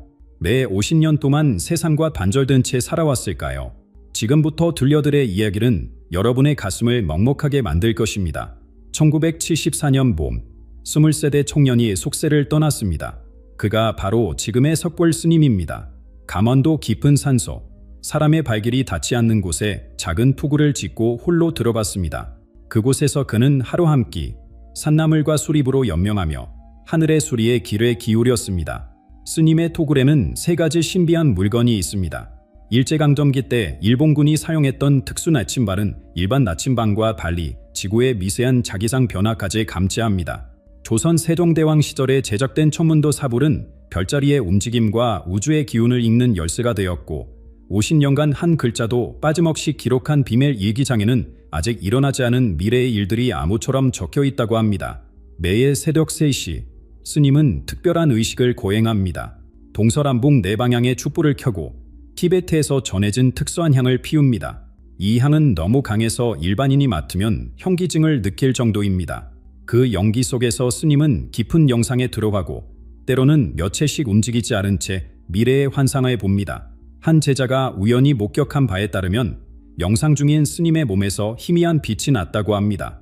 마치 그의 영혼이 시공간을 넘나드는 것처럼 육지는 그곳에 있대 정신은 다른 차원을 여행하는 듯했다고 전합니다.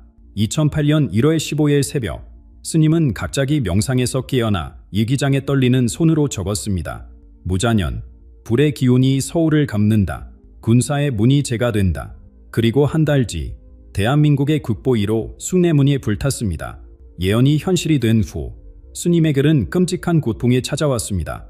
사람들은 그래 미친 종, 재앙을 부르는 저주받은 자라고 불렀습니다. 어떤 이들은 스님이 밤하를 미리 알고도 막지 않았다며 협박 편지를 보내기도 했습니다. 그날 밤부터 스님은 매일 피를 토했고 가슴을 치며 울부짖었습니다. 하늘의 비밀을 드러낸 책 용서하소서. 2010년 2월 20일 스님의 일기장에는 더욱 구체적인 내용이 적혔습니다. 후쿠시마, 동해 너머 큰 재앙, 땅이 흔들리고 바다가 치솟는다. 바람이 북을 쓸어 나른다. 이번에는 고민했습니다. 알려야 할까? 침묵해야 할까? 결국 그는 침묵을 선택했습니다. 그리고 3월 10일에 동해본 대지진이 일어났고 후쿠시마 원전이 폭발했습니다. 그 후 스님은 더 깊은 자책에 빠졌습니다. 내가 미리 경고했다면 얼마나 많은 생명을 구할 수 있었을까. 하지만 동시에 알고 있었습니다. 설령 말했더라도 아무도 믿지 않았을 것이라는 사실에 2017년 4월 스님은 또 한 번 미래를 보았습니다. 정인년에 3달이 뜬다. 무의시 성에 가진 이가 초화돼 오른다. 이번에도 침묵했습니다. 예언의 점막섬은 그를 더욱 고독하게 만들었고 진실을 아는 것이 축복인지 저주인지 알 수 없게 만들었습니다. 50년 동안 92%의 정확도로 미래를 보았지만 단 한 번도 그것이 기쁨을 가져다 준 적은 없었습니다. 오히려 매번 피를 토하고 가슴을 치며 하늘의 용서를 빌어야 했습니다. 그런 그가 이번에는 왜 침묵을 깨뜨렸을까요? 무엇이 그토록 절박했기에 50년의 원칙을 버리고 세상 앞에 나선 것일까요? 사회사에 윤석열 대통령 탄핵소추안이 발의된 바로 그날 스님의 명상실에서는 전에 없던 일이 일어났습니다. 70년생의 처음으로 스님이 울었습니다. 그것도 아이처럼 온몸을 떨며 통곡했습니다. 제자들은 놀라 달려왔지만 스님은 오직 한마디만 반복했습니다. 이번은 다르다. 이번은 정말 다르다. 그날 4월 4일 오후 3시 33분 윤석열 대통령 탄핵소추안이 국회에 발의되던 바로 그 순간 섣불 스님의 명상실에서는 기이한 일이 벌어지고 있었습니다. 평소처럼 깊은 영상에 잠겨있던 스님의 몸이 갑자기 공중에 떠올랐다고 합니다. 목격한 제자의 증언에 따르면 스님의 눈에서 황금빛 눈물이 흘러내렸고 그 눈물이 떨어진 자리마다 작은 연꽃이 피어났다고 전합니다. 시원 이에 180일 스님은 혼잣말처럼 주회거렸습니다. 그리고 갑자기 크게 외쳤습니다. 아니다. 이럴 수는 없다. 하늘이야. 제발 다른 길에 보여주소서. 70년 평생 단 한 번도 감정을 드러낸 적 없던 스님이 처음으로 오열했습니다. 제자들이 놀라 달려왔을 때 스님은 떨리는 목소리로 말했습니다. 내가 본 것이 현실이 들지 않기를 간절히 바란다. 하지만 운명의 수레바퀴는 이미 굴러가기 시작했구나. 그날 밤 스님은 50년간 써온 일기장의 마지막 페이지를 펼쳤습니다. 거기에는 이미 수년 전부터 2025년 10월 2일이라는 날짜가 붉은 글씨로 표시되어 있었습니다. 그 옆에는 해독하기 어려운 고대 문자들이 빼곡히 적혀 있었는데 제자 중 한 명이 겨우 해독한 내용은 충격적이었습니다. 하늘이 열리고 빛이 쏟아지며 30마리의 눈이 하나를 본다. 그리고 다음날 역사가 바뀐다. 스님은 처음으로 제자들을 모두 불러 모았습니다. 그리고 떨리는 목소리로 고백했습니다. 지금까지 내가 본 것들은 개인의 운명이었다. 숭례문도, 후쿠시마도, 특정 인물의 당선도 모두 역사의 한 조각에 불과했다. 하지만 이번은 다르다. 이번에는 최천만 동포 전체의 운명이 아니 앞으로 1000년간 이어져 우리 민족의 미래가 단 이틀에 결정된다. 제자들은 물었습니다. 스님, 그렇다면 우리가 무엇을 해야 합니까? 스님은 한참을 침묵하다가 답했습니다. 10월 2일 새벽 3시에 하늘을 보라. 만약 내가 본 환상이 진짜라면 너희도 보게 될 것이다. 황금빛 폭포가 하늘에서 쏟아지고 그 속에서 한 사람의 얼굴이 나타날 것이다. 그래 기억하라. 다음날 그가 우리의 미래를 바꿀 것이다. 스님은 또 다른 충격적인 선언을 했습니다. 이것이 나의 마지막 예언이 될 것이다. 10월 3일이 지나면 나는 완전한 침묵에 들어갈 것이다. 더 이상 미래를 보지도 말하지도 않을 것이다. 제자들이 이유를 묻자 스님은 슬픈 미소를 지으며 말했습니다. 50년간 미래를 보는 것은 축복이 아니라 형벌이었다. 알면서도 막을 수 없는 고통, 말해도 믿지 않는 사람들, 그리고 하늘의 비밀을 훔쳐본 죄책감. 이제는 놓아주고 싶다. 하지만 스님이 침묵을 깬 진짜 이유는 따로 있었습니다. 만약 내가 이번에도 침묵한다면 우리 민족은 탄년의 기회를 놓칠 것이다. 10월 2일에 나타날 그 사람을 알아보지 못한다면 우리는 3년간의 암흑기를 거쳐야 한다. 반대로 그를 선택한다면 대한민국은 세계의 중심이 되고 남북은 하나가 되며 우리말이 세계 공용어가 되는 날이 올 것이다. 스님의 예언이 퍼지자 많은 이들이 의구심을 품었습니다. 하지만 그의 과거 예언들을 아는 사람들은 달랐습니다. 그들은 이미 달력에 10월 2일을 표시하고 그날 새벽을 기다리고 있습니다. 과연 하늘이 열릴까요? 30만 명이 동시에 같은 환상을 볼까요? 그리고 그 환상 속 인물은 누구일까요? 여러분, 이 모든 의문의 답은 곧 밝혀질 것입니다. 하지만 그 전에 섣불 스님이 미래를 보는 독특한 방법에 대해 알아야 합니다. 어떻게 예계 승려가 50년간 92%의 정확도로 미래를 예측할 수 있었을까요? 그 비밀은 바로 1000년 전부터 전해 내려온 세 가지 신비한 보고와 특별한 의식에 있었습니다. 석불 스님의 예언은 단순한 영감이나 직감이 아닙니다. 그것은 동양의 고대 지혜와 우주의 기운을 읽는 과학이 결합된 놀라운 체계였습니다. 매의 새벽 3시 정가, 인적이 끊긴 깊은 산속 포굴에서 스님의 하루가 시작됩니다. 먼저 동쪽을 향해 108번째를 올린 후 비밀의 방으로 들어갑니다. 그곳에는 아무도 본 적 없는 제단이 마련되어 있습니다. 정주망에는 일제강점기 때 일본군 특수부대가 사용했던 환도 나침반이 놓여 있습니다. 이 나침반은 일반적인 것과 달리 360도가 아닌 365도로 나뉘어 있으며 바늘은 자북이 아닌 기운의 중심을 가리킨다고 합니다. 나침반 왼편에는 조선 세종대왕 시제 장영실이 직접 제작했다는 천문도가 펼쳐져 있습니다. 이 천문도에는 일반 별자리 외에도 보이지 않는 별들의 위치가 표시되어 있는데 스님은 이것을 정운의 별이라고 부릅니다. 매일 밤 이 별들의 움직임을 관찰하며 우주의 메시지를 해독합니다. 특히 북두칠성과 남두육성이 특정한 각도를 이룰 때 중대한 변화가 일어난다고 기록되어 있습니다. 오른편에는 50년간의 기록이 담긴 예기창이 놓여 있습니다. 겉보기에는 평범한 공책이지만 자세히 보면 종이가 일반 종이가 아닙니다. 네팔 히말라야 8,000m 고지에서 자라는 특수한 나무 껍질로 만든 것으로 달빛 아래서만 글씨가 선명하게 보인다고 합니다. 스님은 매의 새벽 이곳의 미래의 환사를 기록하는데 때로는 그림으로, 때로는 고대 산스크리트어로, 때로는 아무도 해독할 수 없는 기호로 적습니다. 의식이 시작되면 먼저 네 방향에 촛불을 켭니다. 동쪽에는 청색, 서쪽에는 백색, 남쪽에는 적색, 북쪽에는 학색 초를 켜는데 이는 사방의 수호신에 부르는 의미입니다. 그 다음 티베트 고승에게서 전수받은 특별한 향을 피웁니다. 이 향은 천년초라 불리는 희귀한 약초를 주원료로 하며 연기를 들이마시면 의식이 확장되어 시공간의 경계가 흐릿해진다고 합니다. 가장 놀라운 것은 스님의 대지의 기운 예기 능력입니다. 1990년대 초 스님은 전국의 일제 새말뚝 제거 작업에 참여했습니다.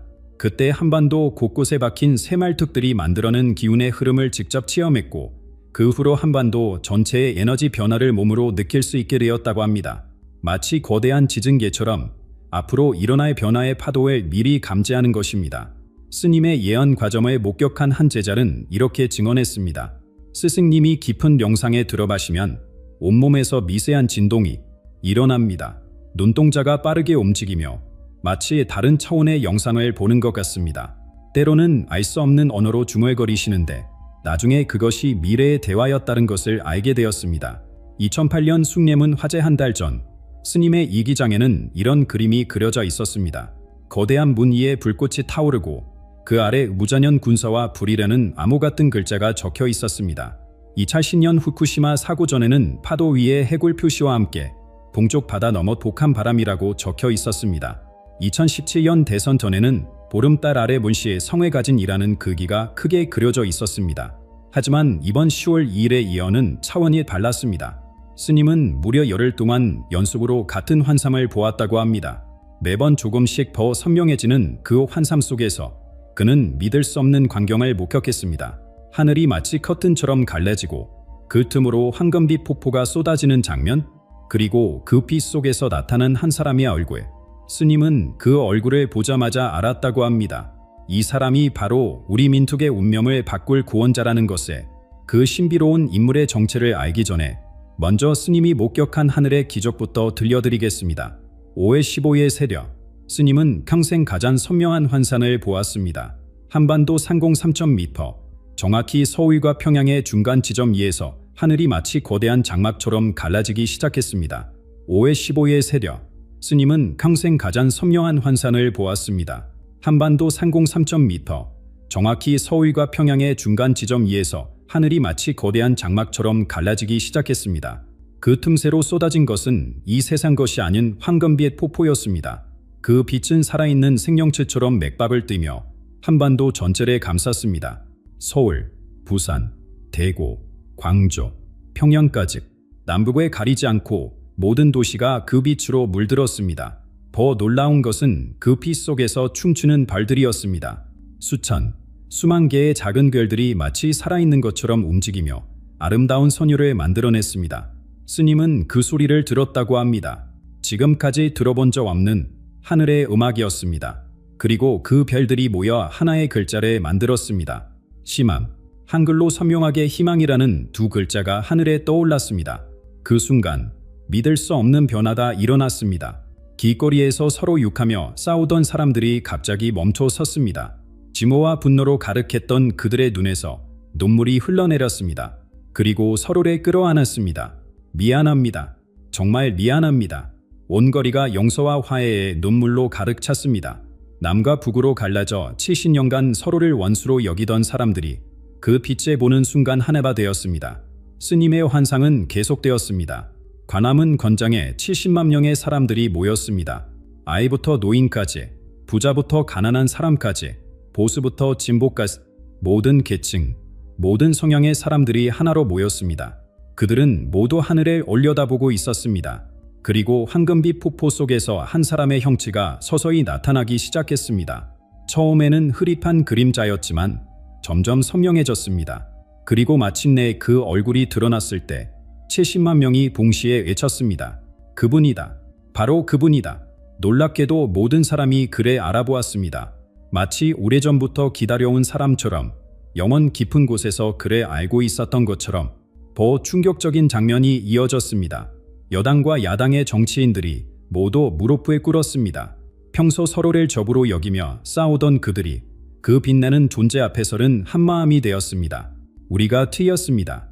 우리가 잘못했습니다. 그들의 진심 어린 참회에 광장에 모인 사람들도 함께 울었습니다. 그때 그 빛나는 존재가 입을 열었습니다. 스님은 그 목소리를 잊을 수 없다고 합니다. 부드럽지만 강하고 따뜻하지만 위험 있는 목소리였습니다. 더 이상 싸우지 마십시오. 우리는 하나입니다. 남과 북도, 좌와 우도, 부자와 가난한 사람도 모두 한 빛의 한 민족입니다. 이제 손을 잡고 함께 걸어갑시다. 천년왕국의 문이 열렸습니다. 그 순간 기적이 일어났습니다. 관장에 모인 70만 명이 서로의 손을 잡았습니다. 보수 노인이 진보 청년의 손에, 재벌 회장이 노동자의 손에, 탈북자가 남한 주민의 손에, 그리고 모두가 한 목소리로 외쳤습니다. 우리는 흔하다. 대한민국 만세. 통일 주국 만세. 스님은 이 환상을 보며 처음으로 기쁨의 눈물을 흘렸다고 합니다. 50년간 재앙과 불행만을 보아온 그가 처음으로 희망과 영광의 미래를 본 것입니다. 하지만 동시에 두려움도 있었습니다. 왜냐하면 이 모든 것이 10월 3일 반 하루의 선택에 달려있기 때문입니다. 그렇다면 그 황금빛 속에서 나타난 구원자는 어떤 사람일까요? 스님이 본 그의 모습은 우리의 예상을 완전히 뛰어넘는 것이었습니다. 그로 황금빛 속에서 나타난 구원자는 우리가 상상했던 카리스마 넘치는 영웅의 모습이 아니었습니다. 스님이 본 글은 놀랍도록 평범한, 아니 오히려 우리 주변에서 쉽게 볼 수 있는 유혹 같은 사람이었습니다. 나이는 50대 초반으로 보였습니다. 키는 중간 정도였지만 어깨가 넓고 든든했습니다. 걸음걸이는 느리지도 빠르지도 않았지만 한 걸음 한 걸음에 흔들림이 없었습니다. 가장 인상적인 것은 그의 눈이었습니다. 깊은 슬픔과 아픔을 겪은 사람의 눈이면서도 그 고통에 굴복하지 않은 강인함이 담겨 있었습니다. 마치 폭풍우를 견딘 나무처럼 상처는 있지만 더 단단해진 영혼의 눈빛이었습니다. 그는 비싼 정장이 아닌 평범한 캐주얼 차림이었습니다. 어디서나 볼 수 있는 동네 아저씨 같은 옷차림. 하지만 스님은 한 가지 특별한 것을 보았습니다. 그의 왼손 등에 작은 흉터가 있었는데 마치 누군가를 구하다가 입은 상처처럼 보였습니다. 그 흉터가 오히려 그를 더 인간적으로, 더 믿을 수 있는 존재로 만들었습니다. 스님은 그의 과거도 보았습니다. 20대에 큰 사업을 시작했다가 실패했습니다. 30대에는 사랑하는 사람을 잃는 아픔을 겪었습니다. 40대에는 믿었던 동료에게 배신당해 모든 것을 잃었습니다. 세 번의 큰 실패와 좌절, 보통 사람이라면 포기했을 시련들이었습니다. 하지만 그는 매번 일어났습니다. 넘어질 때마다 더 강해졌고 실패할 때마다 더 지혜로워졌습니다. 그의 철학은 단순했습니다. 권력을 추구하지 않고 명예를 쫓지 않으며 불을 탐하지 않는 건 세상의 성공 기준과는 정반대로 살아온 사람이었습니다. 그래서 지금까지 아무도 그를 주목하지 않았습니다. 하지만 바로 그것이 그를 진정한 지도자로 만든 비결이었습니다. 스님이 본 환상 속에서 그는 남북통일에 대한 특별한 비전을 가지고 있었습니다. 무역이나 경제력으로 통일하는 것이 아니라 사랑과 용서로 하나 되는 게 북한 주민들도 우리 형제입니다. 70년간 떨어져 살았지만 우리는 여전히 한 가족입니다. 그의 이런 진심이 김정은의 마음까지 움직이는 것을 스님은 보았습니다. 정치 경험은 전무했습니다. 국회의원은커녕 반장 한 번 해본 적 없는 사람. 하지만 그에게는 남다른 능력이 있었습니다. 사람의 마음을 읽는 능력, 거짓과 진실을 구분하는 직관, 그리고 가장 복잡한 문제를 가장 단순하게 해결하는 지혜. 이것들은 책에서 배운 것이 아니라 삶의 고통 속에서 체득한 것들이었습니다. 그의 직업도 특별하지 않았습니다. 어쩌면 교사였을 수도, 의사였을 수도, 혹은 예술가였을 수도 있습니다. 중요한 것은 직업이 아니라 그가 평생 사람들을 돕는 일을 해왔다는 사실입니다. 거창한 자선사업이 아니라 일상에서 만나는 사람들에게 작은 도움을 주는 것, 그것이 그의 삶의 방식이었습니다. 가장 놀라운 것은 그가 이미 우리 곁에 있다는 사실입니다. 지금 이 순간에도 어디선가 평범한 일상을 살고 있습니다. 아침에 일어나 커피를 마시고 버스나 지하철을 타고 출근하며 점심은 동료들과 김치찌개를 먹습니다. 그 자신도 아직 모릅니다. 10월 3일 자신이 대한민국의 운명을 바꿀 사람이 될 거라는 것에 스님은 날짜를 다시 한번 간투했습니다. 10월 2일 새벽 3시 하늘에서 황금빛이 쏟아집니다. 그리고 그 빛을 본 30만 명이 동시에 같은 얼굴을 봅니다. 바로 이 평범하면서도 특별한 사람의 얼굴에. 그리고 다음 날 10월 3일 그들은 투표소에서 망설임 없이 그를 선택합니다. 모든 여론조사, 모든 예측이 무의미해지는 순간입니다. 하지만 스님은 경고도 잊지 않았습니다. 만약 그네 하늘을 보지 못한다면, 만약 그 얼굴을 알아보지 못한다면 우리는 엄청난 기회를 놓치게 됩니다. 그렇다면 10월 3일 이후 이 구원자가 이끌 대한민국은 어떤 모습일까요? 스님이 본 미래는 상상을 초월하는 것이었습니다. 스님이 본 미래는 상상을 초월하는 것이었습니다. 10월 3일 이후 대한민국은 인류 역사상 전례 없는 변화를 겪게 됩니다. 그 시작은 2025년 크리스마스 이브 판문점에서 일어날 기적입니다.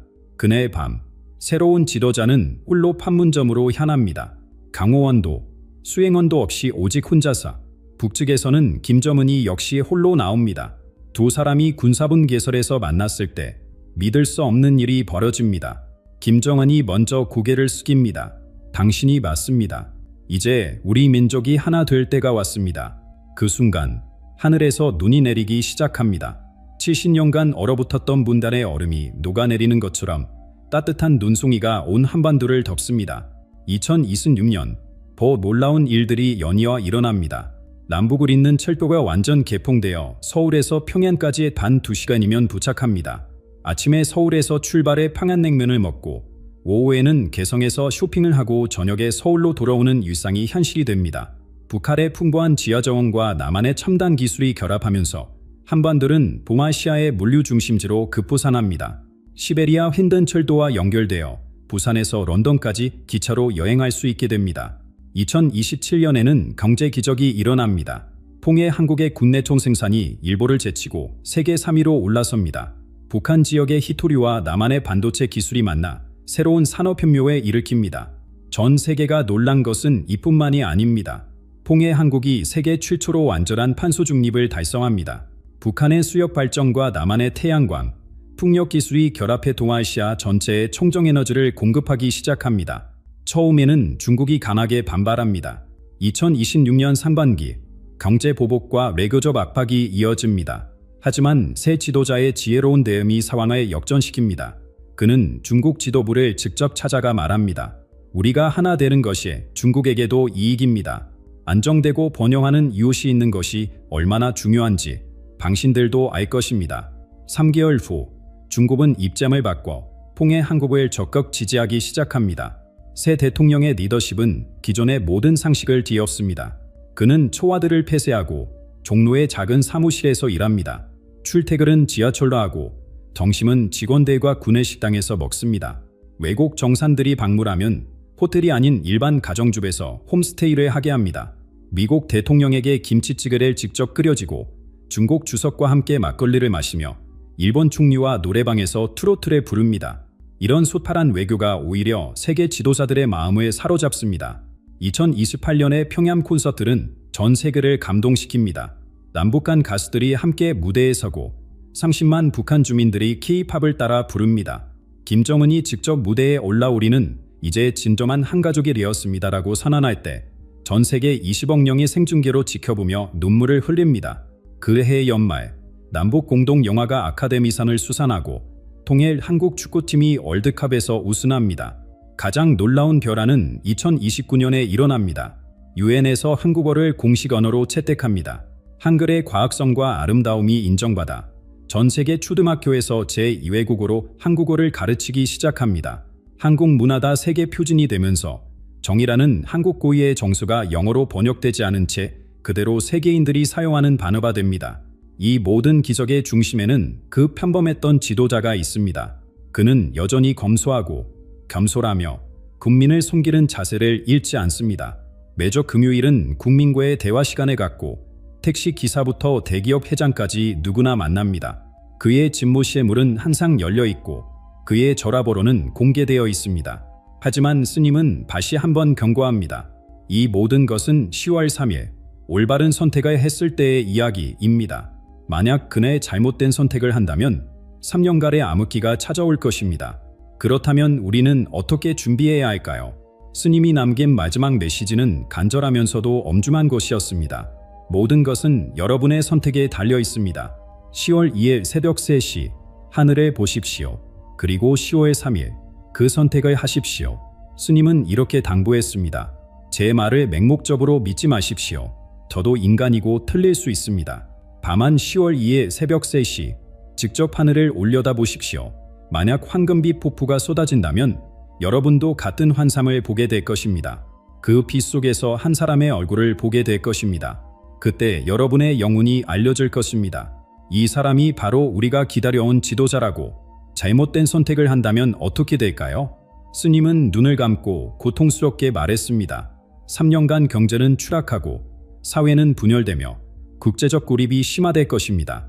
하지만 올바른 선택을 한다면 천년왕국의 문이 열립니다. 국민의 역할은 무엇일까요? 첫째, 지역 감정을 버려야 합니다. 경상도와 전라도, 서울과 지방의 구분을 넘어서야 합니다. 둘째, 세대 갈등을 극복해야 합니다. 젊은이와 노인이 서로를 이해하고 존중해야 합니다. 셋째, 이념 대립을 끝내야 합니다. 보수와 진보는 적이 아니라 같은 목표를 향한 다른 길일 뿐입니다. 넷째, 통일의 꿈을 포기하지 말아야 합니다. 특히 젊은 세대가 통일에 대한 희망을 잃지 말아야 합니다. 스님은 마지막으로 눈물을 흘리며 말했습니다. 이것은 제 50년 수행의 마지막 공양입니다. 10월 3일 이후 저는 완전한 침묵에 들어갈 것입니다. 다시는 세상과 소통하지 않고 깊은 산으로 돌아갈 것입니다. 그는 계속해서 울었습니다. 마치 앞으로 일어날 일들의 무게에 짓눌린 것처럼 만약 이것이 정말 현실이 된다면 이는 우리 민족에게 천년에 한 번 오는 기회입니다. 부디 놓치지 마십시오. 여러분의 선택이 역사를 만듭니다. 지금부터 10월 3일까지 마음을 준비하십시오. 10월 2일 새벽 3시 하늘을 보십시오. 그리고 10월 3일 투표장에서 그 환상 속에서 본 사람을 기억하십시오. 여러분은 어떻게 생각하십니까? 과연 10월 2일 새벽 하늘이 열릴까요? 30만 명이 동시에 같은 환상을 볼까요? 그리고 그 구원자는 누구일까요? 댓글로 여러분의 생각을 나눠주세요. 이 영상을 가족과 친구들에게 공유해주세요. 그리고 10월 2일 새벽 3시 함께 하늘을 올려다봅시다. 우리의 선택이 대한민국의 미래를 결정합니다. 우리의 선택이 천년의 역사를 만듭니다. 감사합니다.